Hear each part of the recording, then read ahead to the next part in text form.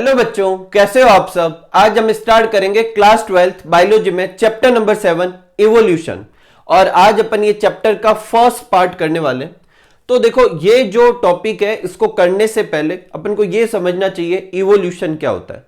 तो एनसीईआरटी में जहां ये चैप्टर स्टार्ट होता है, वेरी फर्स्ट लाइन में इवोल्यूशनरी बायोलॉजी के बारे में बता रखा है।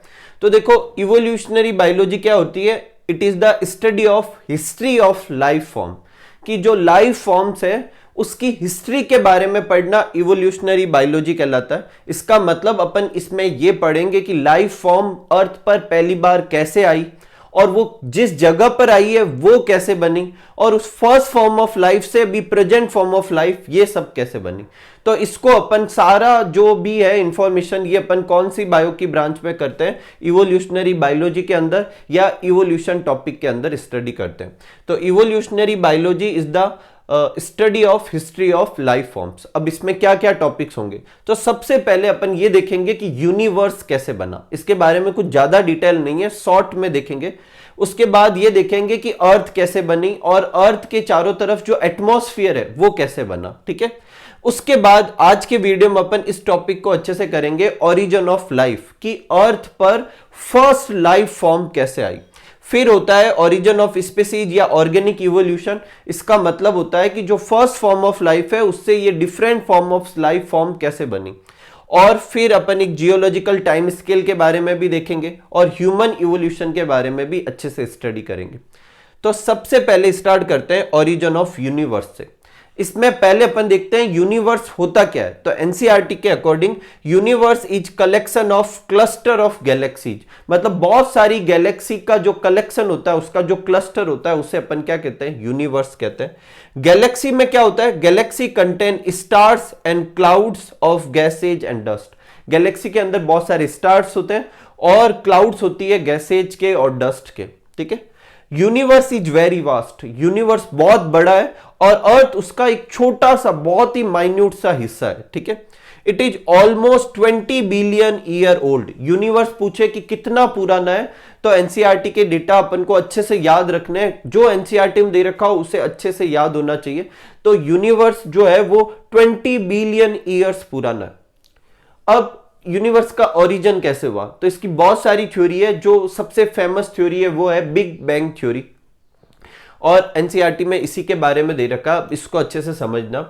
Early everything in universe was condensed in a single small point, मतलब ऐसा माना जाता है कि जो भी अभी यूनिवर्स में है वो सब पहले एक छोटे से पॉइंट के फॉर्म में था, जिसकी इनफाइनाइट डेंसिटी थी और उसमें इनफाइनाइट हीट थी।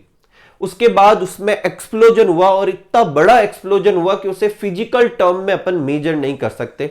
यही वजह इसे क्या बोलते हैं, बिग बैंग बोलते हैं। ठीक है, तो huge explosion unimaginable in physical terms वो हुआ।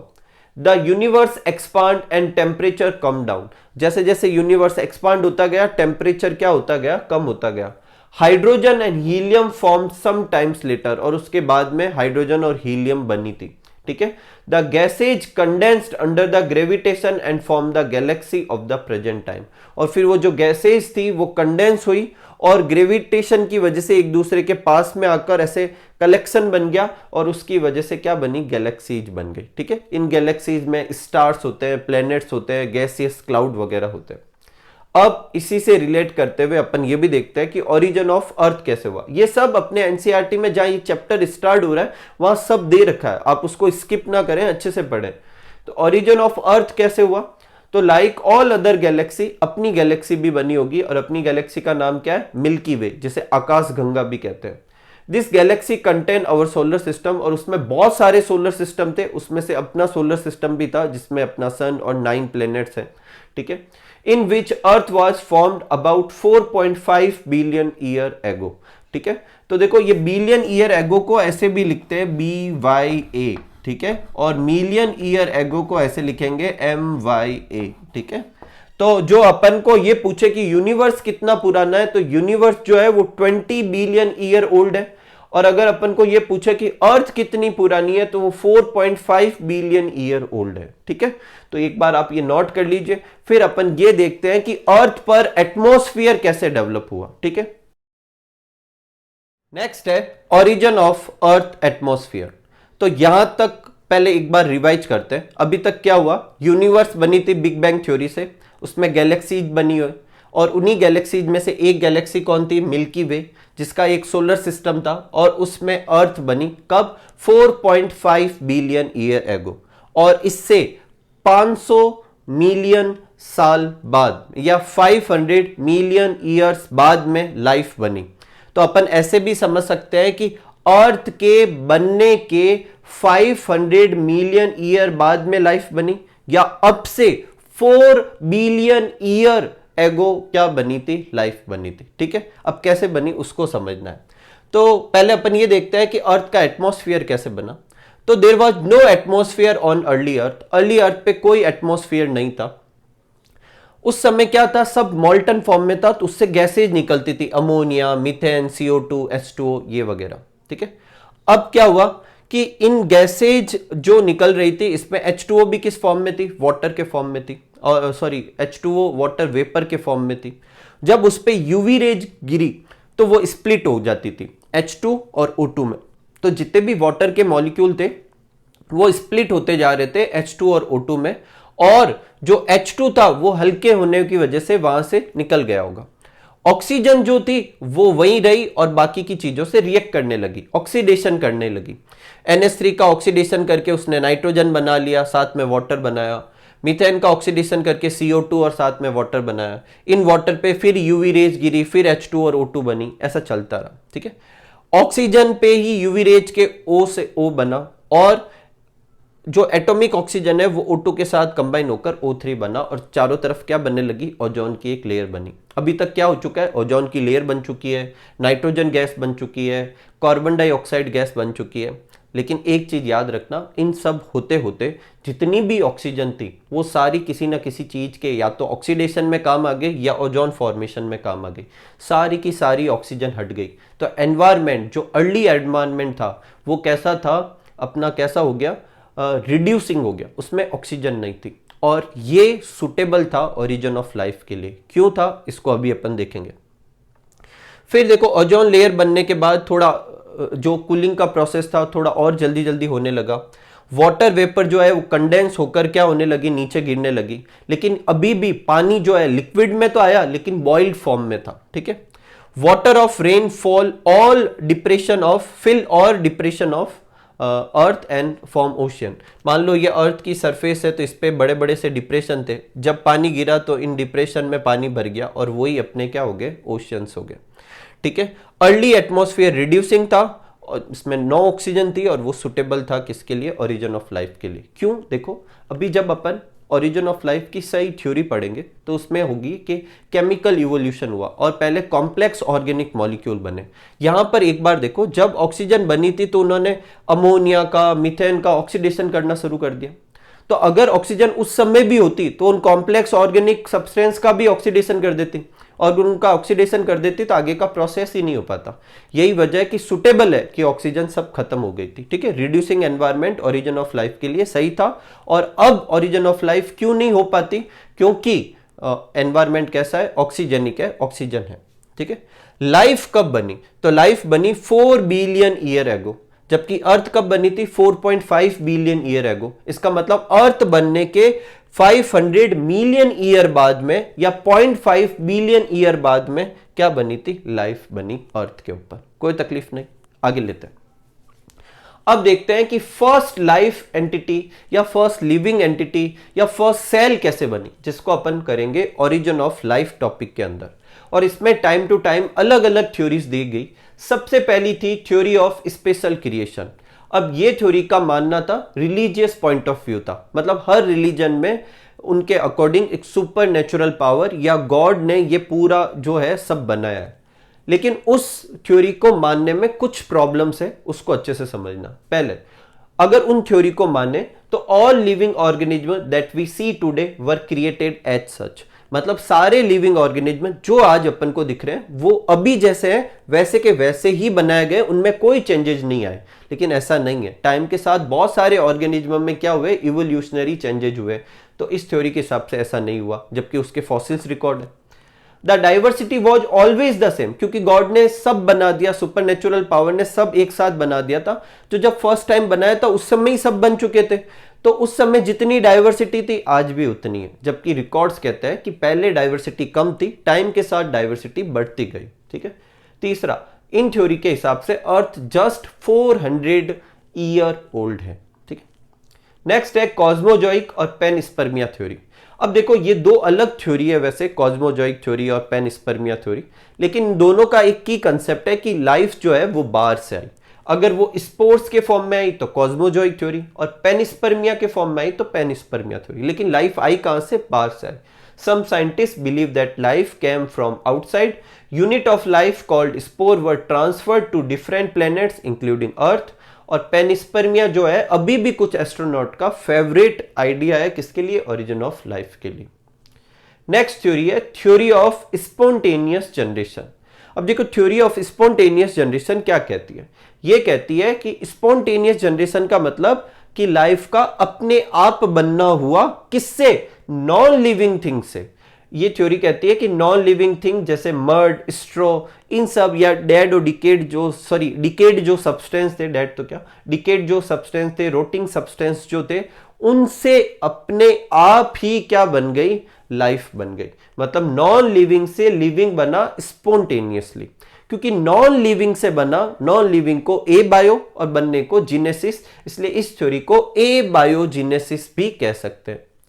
लेकिन इस थ्योरी को डिसअप्रूव किया 3 साइंटिस्ट ने लगभग एक जैसे एक्सपेरिमेंट से, एफ रेडी, स्प्लांजेनी और लुइस पास्चर। एनसीईआरटी में सिर्फ लुइस पास्चर का नाम है, लेकिन इन तीनों ने एक्सपेरिमेंट किया और तीनों ने इस थ्योरी को डिसअप्रूव कर दिया। फिर इन तीनों का मानना था, इन तीनों ने अपने एक्सपेरिमेंट से बोला कि ए बायोजेनेसिस नहीं हो सकता, लाइफ जो है प्री एग्जिस्टिंग लाइफ से बनेगी। इसका मतलब इन तीनों के हिसाब से कौन सा थ्योरी होगा? बायोजेनेसिस होगा, ए बायोजेनेसिस नहीं। लिविंग थिंग से बनेगी। बात सही है, लेकिन फर्स्ट लाइफ कैसा आई, अपना ये क्वेश्चन था, उसका आंसर ये नहीं देती। तो उसके बारे में भी अभी अपन देखते हैं, पहले आप इसको अच्छे से नोट कर लीजिए। ठीक है। नेक्स्ट लेते हैं थ्योरी ऑफ बायोजेनेसिस।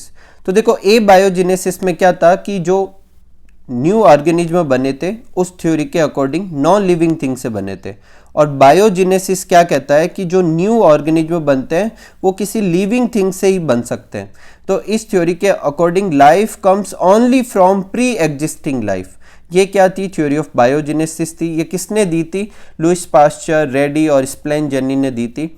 अपनी बुक में लुइस पास्चर का ही नाम है, उसी का ही एक्सपेरिमेंट है, तो समझते हैं। देखो उसने क्या किया, he saw that in pre sterilise flask life didn't come from killed yeast और शुगर सिरप। देखो उसने एक फ्लास्क लिया, उसको स्टरलाइज कर लिया, उसके आगे से एस शेप का अरेंजमेंट भी किया था ताकि और कोई बैक्टीरिया वगैरह या कोई लाइफ अंदर नहीं एंटर कर सके। और फिर उसने देखा कि इस स्टरलाइज फ्लास्क में ये कंटेंट होने के बाद में भी कोई ऑर्गेनिज्म नहीं बना था। लेकिन जब सेकंड टाइम उसने एक्सपेरिमेंट किया था तो फ्लास्क ओपन था, उसमें बाहर से एयर के साथ में बैक्टीरिया वगैरह और ऑर्गेनिज्म अंदर जा सकते थे, तो उसने देखा कि इसमें नए ऑर्गेनिज्म बन गए। अब इस बार ऐसा क्यों हुआ होगा? क्योंकि बाहर से जब लिविंग ऑर्गेनिज्म जा पा रहे हैं तो वो नई लाइफ भी बना पा रहे हैं। तो इस एक्सपेरिमेंट से प्रूफ हो गया कि लाइफ तभी आती है जब पहले से लाइफ होनी चाहिए थी, उसी लाइफ से न्यू लाइफ बनती है। ठीक है। अब इसकी लिमिटेशन क्या थी?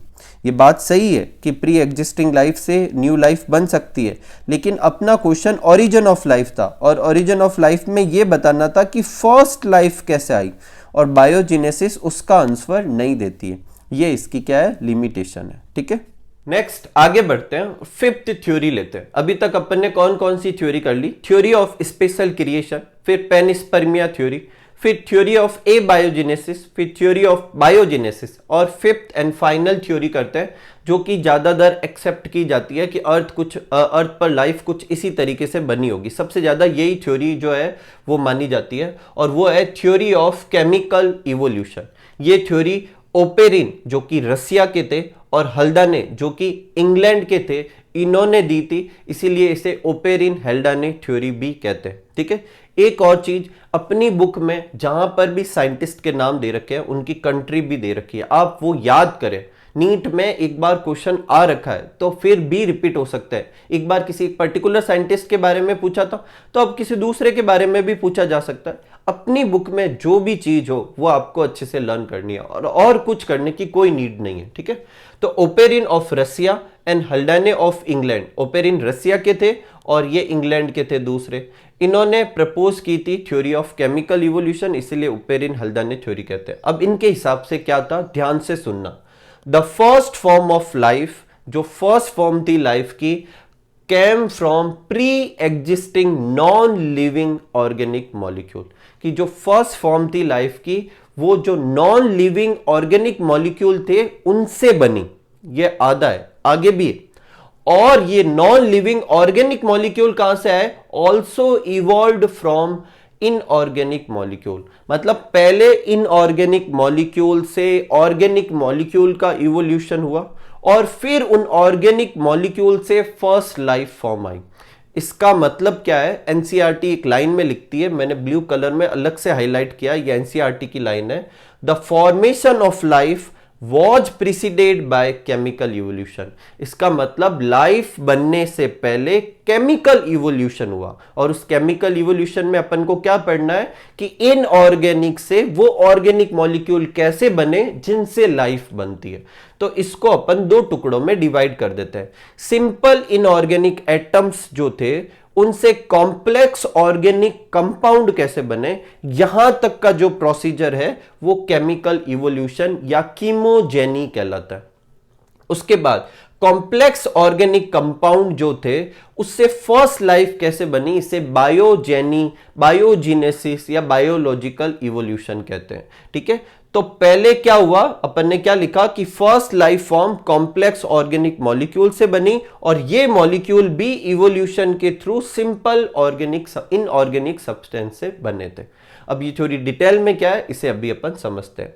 एक चीज एनसीईआरटी में दे रखी है कि उस समय कंडीशंस कैसी थी। तो देखो उस समय अर्थ की कंडीशन थी कि अर्थ का टेम्परेचर बहुत ज्यादा था, वॉल्केनिक स्टॉर्म्स वगैरह आते थे और रिड्यूसिंग एटमॉस्फेयर था और उसमें अमोनिया, मीथेन वगैरह थी। ये हालांकि अभी देखेंगे कैसे बनी थी, ठीक है। अब केमिकल इवोल्यूशन को समझते हैं।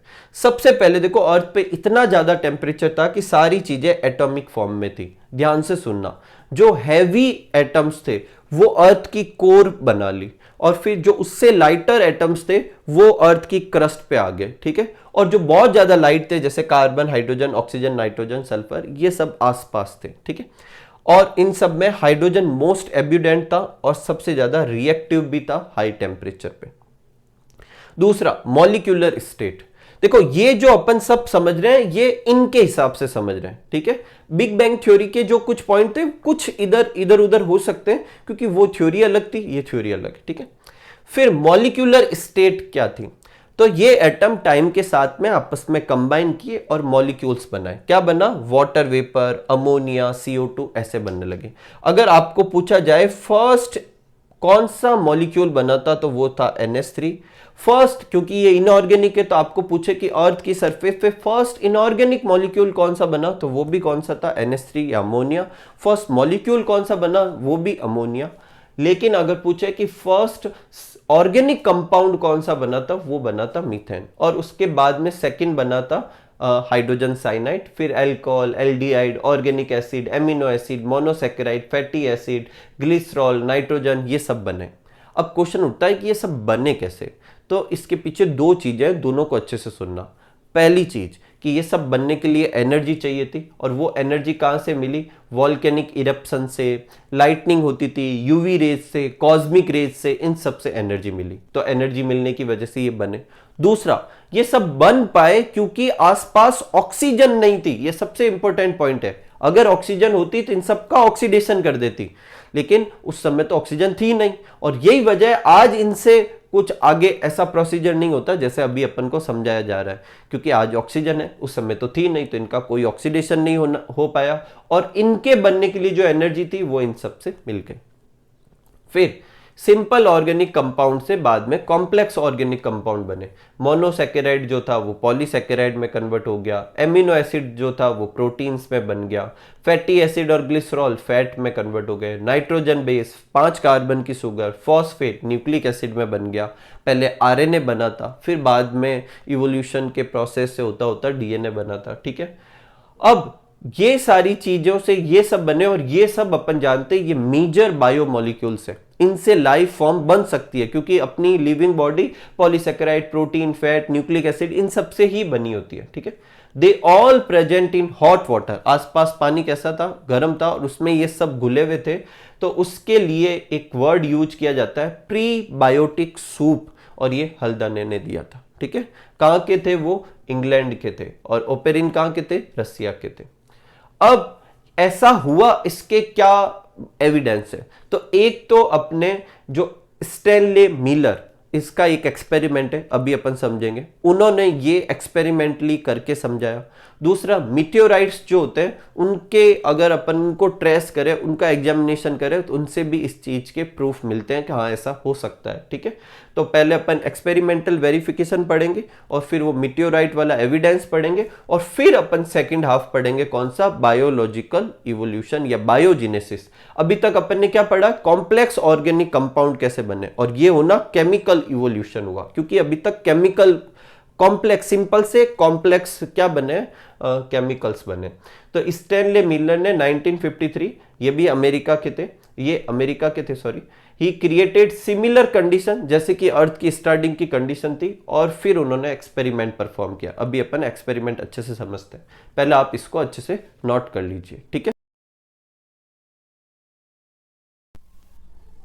देखो मिलर ने जो एक्सपेरिमेंट किया था उसका एक्सपेरिमेंटल सेटअप कुछ इस तरीके का था। इसने पूरा एक ग्लास से इस तरीके का सेटअप किया। इसमें ये एक देखो बड़ा सा ग्लास का फ्लास्क था, जिसमें उसने मीथेन, अमोनिया, वाटर यहाँ पर वेपर के फॉर्म में था, और हाइड्रोजन गैस ली। ठीक है, और यहाँ पर उसने क्या लगाया? इलेक्ट्रोड, जिसमें वो हाई वोल्टेज क्या करता था? स्पार्क डिस्चार्ज करवाता था।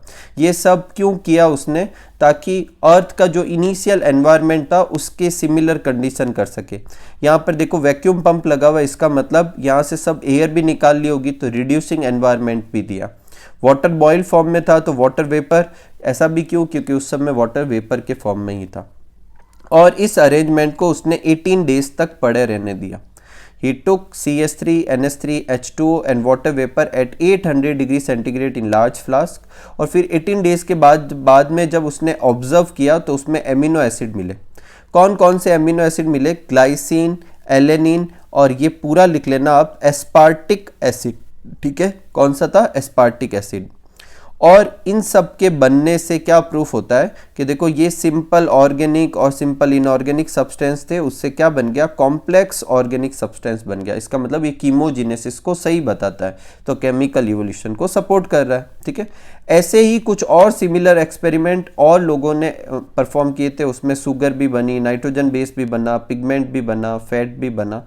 तो ये सब केमिकल इवोल्यूशन को सपोर्ट करता है। एक और चीज़, मिलर ने अपने एक्सपेरिमेंट में एक बार ऑक्सीजन गैस भी पास करवा के देखी थी। जब ऑक्सीजन गैस पास करवाई तो ऐसा कुछ नहीं बना, क्योंकि ऑक्सीजन गैस ने इन सारी चीज़ों को जो थी अंदर उनका ऑक्सीडेशन कर दिया। तो फिर ये कैसे बनेगा? यही वजह है कि लाइफ के ओरिजिन के लिए ऑक्सीजन का एब्सेंट होना ही सही है। ठीक है, सेकेंड एविडेंस अपन क्या ले सकते हैं? ये तो एक्सपेरिमेंटल एविडेंस था। एनसीईआरटी लिखती है कि मीटियोराइट्स जो होते हैं उनके कंटेंट, मीटियोराइट्स आप सब जानते हैं, अर्थ के ऊपर बड़े बड़े से पत्थर जैसे कुछ जो गिरते हैं वो मीटियोराइट, जिसे हिंदी में उल्का पिंड भी कहते हैं, वो जब गिरते हैं तो उनके कंटेंट को आइडेंटिफाई किया गया, तो उसमें भी सिमिलर कंपाउंड अपन को मिले थे। और ये बताते हैं कि और कहीं पर भी स्पेस में अर्थ के जैसे जैसे ऐसे ही प्रोसेस हुआ होगा, और शायद लाइफ भी फॉर्म हुई होगी। ठीक है, तो ये अपना एक्सपेरिमेंटल सेटअप था। अब यहाँ तक अपना कीमोजेनेसिस, केमिकल इवोल्यूशन पूरा होता है। अब अपन देखते हैं बायोजेनेसिस के बारे में। तो कीमोजेनेसिस के बाद में अपन आगे करते हैं बायोजेनेसिस। बायोजेनेसिस क्या है? एनसीईआरटी में ये दे रखा है, जहां आपने मिलर के एक्सपेरिमेंट का डायग्राम है उसके नीचे दे रखा है कि इस तरह का इवोल्यूशन बायोजेनेसिस कहलाता है। और फिर उसके आगे दे रखा है कि फर्स्ट फॉर्म ऑफ लाइफ किससे बनी थी? नॉन लिविंग ऑर्गेनिक मॉलिक्यूल से बनी थी, इसे बायोजेनेसिस कहते हैं। ठीक है, अब ये कैसे हुआ इसको समझते हैं। तो सबसे पहले प्रोटोबायोंट बने थे। अब ये क्या होते हैं, न्यूक्लिक एसिड और प्रोटीन ये दोनों आपस में कंबाइन हो गए और ये कंबाइन किस में हो गए, वाटर के अंदर ये सब हो रहा है, तो एक कोलाइडल ड्रॉप बन गई जिसे प्रोटोबायोंट कहा। अब क्या ऐसा बन सकता है, तो अलग अलग साइंटिस्ट ने ऐसा लैब में बनाकर बताया। हाँ, एक और चीज, प्रोटोबायोंट जो था फर्स्ट साइन ऑफ लाइफ था। ये लाइफ नहीं है, लिविंग ऑर्गेनिज्म नहीं बना है, ना ही सेल बनी है, लेकिन ये फर्स्ट साइन था कि हाँ लाइफ ऐसे बन सकती है। ठीक है, तो protobiont first sign of life था। अब ऐसा सच में हो सकता है, ये बताने के लिए ओपेरिन ने लैब में कुछ ऐसे ही सिमिलर स्ट्रक्चर डेवलप किए जिन्हें बोला गया कॉजरवेट। उन्होंने प्रोटीन और कार्बोहाइड्रेट को सिमिलर प्रोसेस से कोलाइडल ड्रॉप लाइक सब्सटेंस बनाए जिनको क्या बोला गया, कॉजरवेट्स। ये कॉजरवेट्स जो थे वो मतलब एक कॉजरवेट से दूसरा कॉजरवेट नहीं बन पा रहा था। क्यों नहीं बन पा रहा था, क्योंकि इनमें क्या थी, इन एब्सेंस ऑफ लिपिड, इनमें क्या नहीं थी, लिपिड नहीं थी, और इनके अंदर क्या नहीं था, न्यूक्लिक एसिड नहीं था। ठीक है, फिर सिडनी फॉक्स जो थे उन्होंने लेंस मतलब लैब में माइक्रोस्फेयर बनाए। अब ये कैसे बनाए, उन्होंने मिक्सचर ऑफ एमिनो एसिड लिया, उसको पहले गर्म किया, फिर ठंडा किया, उससे प्रोटीनॉइड बॉडी बनी, फिर इस प्रोटीनॉइड बॉडी पर लिपिड मिक्स की तो उसकी एक कोटिंग बन गई जिसे माइक्रोस्फेयर का, और ये बडिंग जैसा कुछ शो कर सकती थी। तो इससे ये प्रूफ हो गया कि हाँ सच में पहले प्रोटोबायोंट जैसा कुछ बन सकता है। ठीक है, उसके बाद फॉर्मेशन ऑफ ईओबायोंट या प्रोटोसेल। अब जो ये प्रोटोबायोंट बना, टाइम के साथ में इसमें रेप्लिकेशन की प्रॉपर्टी आ गई और इसके ऊपर लिपिड की एक कवरिंग आ गई और उससे क्या बन गया, ईओबायोंट्स बन गया। क्या बन गया, ईओबायोंट। देखो जो यहां फर्स्ट न्यूक्लिक एसिड बना था, स्टार्टिंग में उसमें रेप्लिकेशन की प्रॉपर्टी नहीं आई, टाइम के साथ में इसमें आई। एग्जैक्टली कैसे आई उसका कोई आइडिया नहीं है, लेकिन टाइम के साथ में आई और फिर इसमें जैसे ही प्रोटोबायोंट में रेप्लिकेशन की प्रॉपर्टी आई, उसके ऊपर लिपिड की कवरिंग हो गई। अब उसे ईओबायोंट, प्रोटोसेल या फर्स्ट सेल कहते हैं। ठीक है, first cellular form of life अगर ये पूछे कि ये कब आई थी, तो 2 billion year ago. First non cellular form of life मतलब कि वो जो ऑर्गेनिक मॉलिक्यूल्स वगैरह थे वो, तो वो 3 बिलियन ईयर एगो बनी। और फर्स्ट लाइफ का पूछे, अपने स्टार्टिंग में दे रखा है, तो वो 4 बिलियन ईयर एगो। ये आंसर देना है। अगर आपको सिर्फ ये पूछे कि फर्स्ट लाइफ कब आई अर्थ पर, तो 4 बिलियन ईयर एगो। अगर आपको पूछे कि first cellular form of life कब आई, तो 2 बिलियन ईयर एगो। और अगर आपको पूछे कि first non cellular form of life कब आई, तो 3 बिलियन ईयर एगो। ठीक है, और एक और इंपॉर्टेंट चीज, वाटर और रिड्यूसिंग एनवायरनमेंट जो है वो एसेंशियल होते हैं किसके लिए, ओरिजिन ऑफ लाइफ के लिए। ये दोनों चाहिए क्योंकि वाटर में ही ओरिजिन ऑफ लाइफ हुआ और रिड्यूसिंग नेचर या एब्सेंस ऑफ ऑक्सीजन के बिना ये सारे स्टेप हो नहीं पाते थे। ठीक है, अब आगे बढ़ते हैं, नेक्स्ट कुछ और पॉइंट भी लेते हैं। पहला है कि जो फर्स्ट सेल जो बनी थी वो थी कैसी, तो वो प्रोकैरियोट थी, ये याद रखना है। यूकैरियोट और प्रोकैरियोट में से कौन सी थी, प्रोकैरियोट थी। रेस्पिरेशन के बेसिस पर कैसी थी, वो एनाएरोबिक थी क्योंकि ऑक्सीजन तो थी ही नहीं। और न्यूट्रिशन के बेसिस पर क्या थी, कीमो हेट्रोट्रॉप थे।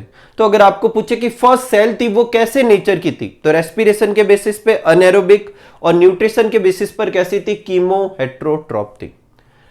फिर बाद में एनएरोबिक कीमो ऑटोट्रॉप्स बने, उसके बाद में एनएरोबिक फोटोसिंथेटिक ऑटोट्रॉप बने। लेकिन वो फोटोसिंथेसिस तो करते थे, लेकिन जो अपने हाइड्रोजन का सोर्स है उसके लिए H2O का इस्तेमाल नहीं करते थे, और H2O का इस्तेमाल नहीं करते थे इसका मतलब बाई प्रोडक्ट ऑक्सीजन नहीं बनेगा। तो वो कैसे थे, नॉन ऑक्सीजेनिक फोटोसिंथेटिक ऑटोट्रॉप्स। तो पहले थे कीमो ऑटोट्रॉप्स, फिर केमिकल से फूड बनाने वाले कीमो ऑटोट्रॉप्स, पहले थे कीमो हेट्रोट्रॉप्स, फिर बाद में केमिकल से फूड बनाने वाले कीमो ऑटोट्रॉप्स, बाद में सनलाइट की प्रेजेंस में फोटोसिंथेसिस करने वाले लेकिन नॉन ऑक्सीजेनिक फोटो ऑटोट्रॉप्स, और बाद में बने ऑक्सीजेनिक फोटो ऑटोट्रॉप्स। तो पहली सेल प्रोकैरियोटिक सेल थी, वो एनएरोबिक और कीमो हेट्रोट्रॉप्स थी। फिर एनएरोबिक कीमो ऑटोट्रॉप्स बने, फिर anaerobic non oxygenic photosynthetic autotrophs बने, और लास्ट में एरोबिक ऑक्सीजेनिक फोटोसिंथेटिक ऑटोट्रॉप्स बने। और जैसे ही ये बने, इनके साथ में वापस एनवायरनमेंट में क्या रिलीज हो गई, ऑक्सीजन रिलीज होने लगी, और अब एनवायरमेंट जो है वो रिड्यूसिंग की जगह कैसा हो गया, ऑक्सीजेनिक हो गया। ठीक है, तो ये याद रखना है। अब इसके बाद में यूकैरियोट बने होंगे। अब इसकी अलग अलग हाइपोथेसिस है। एक है सिम्बायोसिस हाइपोथेसिस के सिम्बायोन्ट्स बने होंगे, मतलब इसके हिसाब से प्रोकैरियोटिक सेल एक दूसरे के अंदर चली गई होगी, अंदर वाली सेल ने जो बाकी के सेल ऑर्गेनल्स बना लिए होंगे।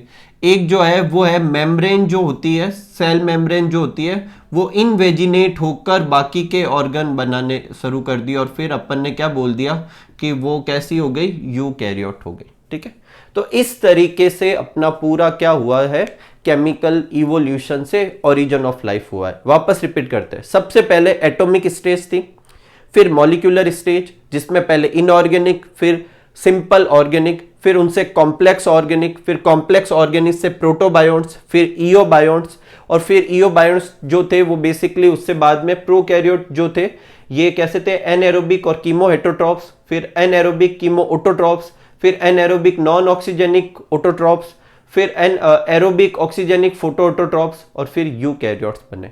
इस तरीके से ओरिजिन ऑफ लाइफ हुआ है। ठीक है, इसी के साथ अपन आज के वीडियो को एंड करते हैं। मिलेंगे अगले वीडियो में जिसमें अपन इस चैप्टर को और आगे बढ़ाएंगे। तब तक आप सब लोग खूब सारा हार्डवर्क कीजिए, खूब खुश रहिए, खूब मस्त रहिए। Thank you for watching.